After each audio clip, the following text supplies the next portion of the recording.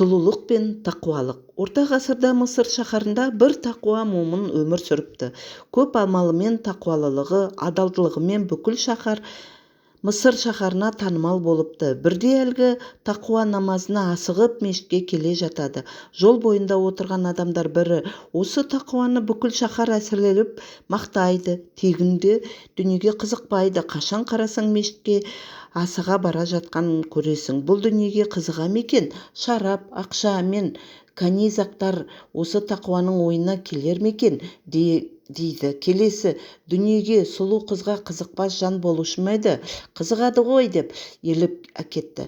Тағы бір, жоқ, бұл адам Аллаға шын берілген, дүниеге қызығуы мүмкін емес деген пікір айтады. Осылайша әлгі адамдар дауласып кетеді. Сонда бірі, келіңдер бәстесейік, мен шаһарда бір айлакер әйелді танимын. Ол әйелдің сұлулығы сөзбен айтып жеткізе алмаймын. Қараған жан есінен адасады да, және айлакерлігінде шек жоқ. Ешқандай еркек оның құрығынан құтылған емес. Сол әйелге 1000 динар жинап апарып берейік.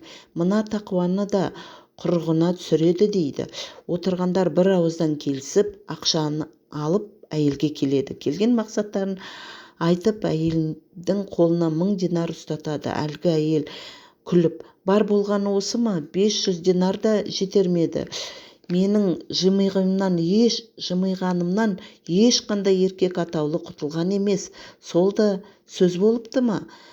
Деп үстіне ең әдемі киімін, ең әдемі иіс суын сеуіп, мешіт алдына барып, тақуаның келуін күтіп тұрады.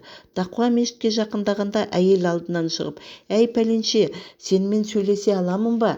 Деп әлгі кісіні өзіне қаратып, бір білетін әдемі сөздерін айтып, алда барбай бастайды. Тақуа әйелдің бетіне қарап тұрып, аздан кейін еңкілдеп жылайды. Таң қалған әйел бұның себебін сұрайды. Ол кісі әйелге қарап, осындай сұлулықтың ертең тозақта қалай жанатынын ойлап жылап тұрмын депті.